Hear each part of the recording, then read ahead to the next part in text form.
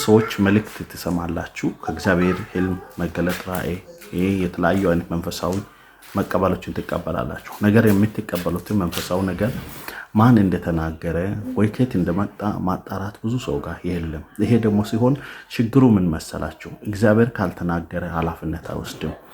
መጽሐፍ ቅዱስ ላይ ሲታዩት በአንድ ራእይ መጽሐፍ ምዕራፍ 1 ከቁጥር 12 ላይ ዮሐንስ እንዲህ አለኝ እንዲህ ብሎ ይናገራል።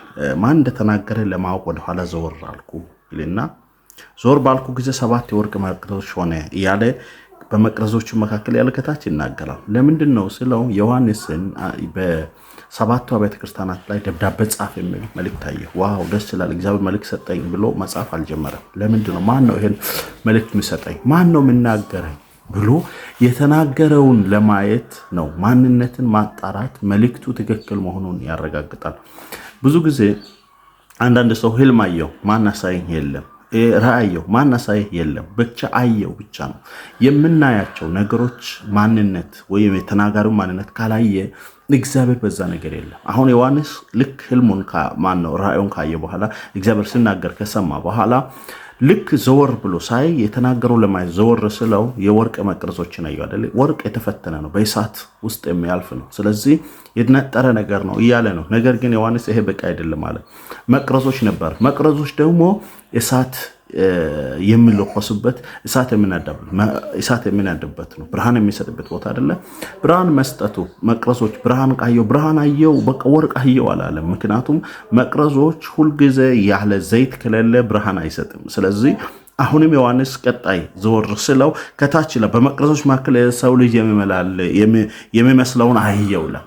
የሰው ልጅ የሚመስለው እኮ ይሄ የሰው ልጅ ማን ነው? አያችሁ፣ የተናጋሪው ማንነት ማጣራት የተናጋሪው ማንነት ለማየት ነው። ስለዚህ የሰው ልጅ አየው ጌታን አየው ኖ ብዙ ጊዜ በጣም ያጣራል። ከዛ ሲሄድ ትክክለኛ ሙቼ ነበርኩ አሁን ህያው ነኝ፣ የሞትና የሲኦል መክፈቻ በእጅ አለ። ልክ ካጣራ በኋላ ነው ለሰባቱ አብያተ ክርስቲያናት መልእክቱን ጻፈው።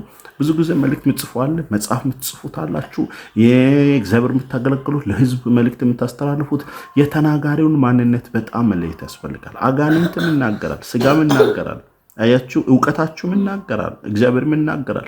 ነገር ግን ተናጋሪው እግዚአብሔር ከሌለ የሚመላለሰው የለም ነው። ስለዚህ የሰው ልጅ የሚመስል ይመላለስ ነበር። ኦኬ እግዚአብሔር ሲናገር ብቻ ነው ክርስቶስ በመልእክቱ ዙሪያ የሚመላለሰው። ጌታ እስካልተናገረ ድረስ በዙሪያው እግዚአብሔር አይመላለስም። እግዚአብሔር አይመላለስም ማለት መልእክት አየህ አይፈጽማል።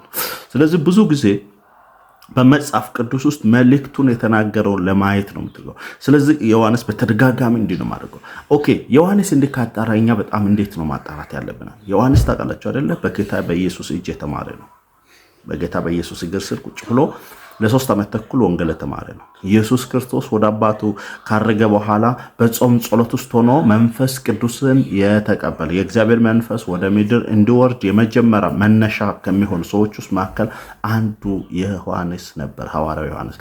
እሱ ብቻ አይደለም፣ መንፈስ ቅዱስ በባለ 50 ከወረዱበት መንፈስ ቅዱስ በኃይል የተሞላው ከዛ በኋላ በአገልግሎቶቹ ሁሉ በጣም ድንቅ የሚደረግበት ሰው ነው። ነገር ግን እዚህ ጋር ሳየው በፊጥሞ ደሴት ወይም በጴጥሮስ ደሴት ታስሮበት በነበረ ሰዓት ላይ ለአብያተ ክርስቲያናቶች መልእክት ስመጣ መልእክታየው እኔም ጌታ ብቻ ነው የምናገረኝ ብሎ አላለም። አያችሁ፣ ከዛም አልፎ ስለ ኢየሱስ ክርስቶስ ምስክርነት በኔሮ ዘመን በሮም መንግስት ተከሶ በደሴት ላይ ታስሮ እያለ ነገር ግን አሁንም ታውቃላችሁ መልእክት ሲመጣ እኔ ለጌታ የታሰርኩ ጌታ ብቻ ነው የምናገረኝ አላለም።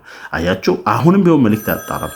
እኛ ጋር ብዙ ጊዜ ሰዎችን ሳየው መልእክት የማጣራት ይህ መልእክትን የሰማበትን አንግልን የመፈተሽ ነገር የለም። ብቻ አየው ብቻ ነው።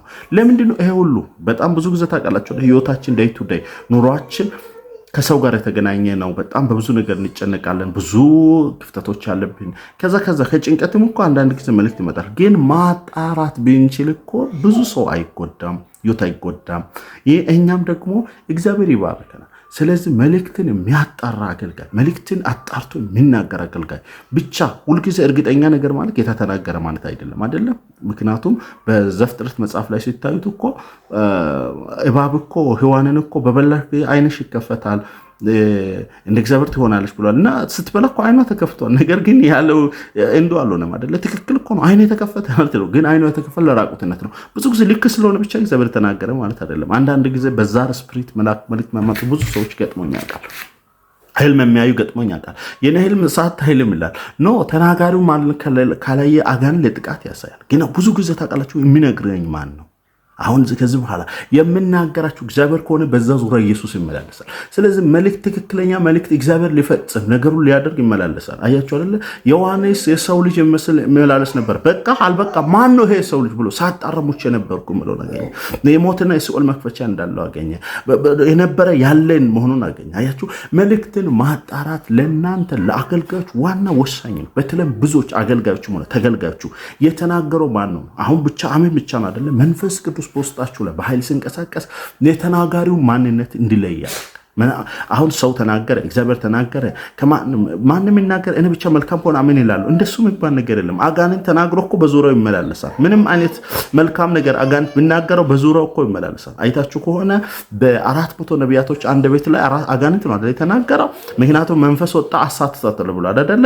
ብቻ መልካም ነገር አይደል ታሸንፋለህ፣ ትገላለህ ብሎ ስለው አሜን ነው አይደል? መልካም ነገር ከሆነ አሜን በል ነው አይደል? አይደለም። የተናጋሪው ማንነት ለይተህ ነው አይደል ማለት አለበት። እግዚአብሔር የሚናገር ከሆነ በልብ ነው። ስለዚህ ልባችሁ ውስጥ የእግዚአብሔር ክብር በእግዚአብሔር መንፈስ ባይል ካለ ለልብ ይናገራል። መንፈሳችሁ በዛ ሰዓት ይነቃል። እግዚአብሔር ድምጽ እየሰማችሁ ባይል ትነቃላችሁ። ስለዚህ አሁን አካብ አሜን ብሎት ነበር እኮ። ኢዮሳፍጥ ግን ለምን አለ? ይሄ ነገር ለና አልተመቸኝም ማለት መንፈሴ አልተቀበለው ማለት ሌላ ነብይ የለም ስል እኮ ታውቃላችሁ አይደለ? ስለዚህ 400 ነቢያት መንፈስ ተናግሮ አካብ እኮ በራማት ዘገላድ ላይ ነው የሞተው። ራማት ዘገላድ ላይ እኮ አካብ እዛው ሞቶ ነው የተገኘው። ግን እኮ ታሸንፋለህ ተብሏል። መልካም ነገር መጥቷል። አሜን ብቻ ማለት ነው አይደለም። የተናገረው ማን ነው? ስለዚህ አጋንንት ተናግሮ እግዚአብሔር አይመላለስም። ስለዚህ አያችሁ አይደል? ሚክያስ መጥቶ መንፈስ እንዲህ ነው ስለው የሚክያስ መልእክት ተጠላው ተናጋሪው ማንነት ይለያል። ሚክያስ ታውቃላችሁ አይደለ? እንዴት ነው ስለው መንፈስ በእግዚአብሔር ፊት ወጥቷል እናንተን ሁሉ እንደማያሳስት እርግጠኛ ነበረ። ስለዚህ ለዚህ ነው። ስለዚህ መልእክት ማጣራት ለአንድ አገልጋይ፣ ለአንድ ቤተክርስቲያን፣ ለአንድ ህብረተሰብ ትልቅ በጣም ጥሩ ነው። ኢቭን ሶሻል ሚዲያ ላይ ነው አይደል? አሁን ሁላችን ማገልገል ሶሻል ሚዲያ ላይ እኮ ሜሴጁን ራሱ ማን ለቀቀ እኮ ማጣራ ሰው አለ። በቃ ያየውን ሁሉ የሚያፍሰው አንተ እግዚአብሔር ቤት ውስጥም እንደዛ ነው። ማን ፖስተ፣ የተኛው ፖስተ፣ ምን ፖስተ አታይ ያየውን ሁሉ አንተ በቃ ትቀበላለህ። እንዳትቀበለው መልእክትን የሚያጣራ የእግዚአብሔር መንፈስ ባንተ ውስጥ በኃይል ሊኖር ይገባል። ስለዚህ ዮሐንስ አለ የምናገረኝን አየዋል። ስለዚህ ብዙ ጊዜ ህልም ያያችሁ እኔ ስሞታችሁ እንደዚህ ሆናችሁ እንደዚህ ያሳየው ማን ነው? ያየው ከምንድን ነው? ይሄን ስለማታጣራ አንደኛ ብዙ ወንድሞችን ትጎዳለህ፣ አንተም ትጎዳለህ። በእግዚአብሔር ፊት ላይ ደግሞ አለመለየት አያሸልምህም። ስለዚህ ከዛሬ ጀምሮ ምን ማድረግ አለበት? መልእክትን የሚለይ በተለይ መልእክትን የሚለይ ይሄ ከሰው ነው ከእግዚአብሔር ነው ለእኔ የተናገረ ማን ነው? ባይዘው እግዚአብሔር ከተናገረ በዛ በኩል ላይ እግዚአብሔር ይመላልሳልና መልእክት መለየት ላይ በደንብ ጌታ እንዲረዳችሁ በጣም መጸለይ ያስፈልጋል። አገልጋዮች ደግሞ በጣም ብዙ ሰዓት አጋልቻለሁ። ዮሐንስ በዚህ ህይወት ውስጥ ሆኖ ነው እንግዲህ እንዲህ አይነት መለየት ካስፈለገ እናንተስ ብዙ መለየት ያስፈልጋል፣ እኔ ብዙ መለየት ያስፈልጋል እና ጌታ ይረዳናል። ተባረኩ። ይህን ቪዲዮ ለብዙዎች እንዲደርሱ ሼር አድርጉ። ዩቲዩብን ሰብስክራይብ አድርጉ።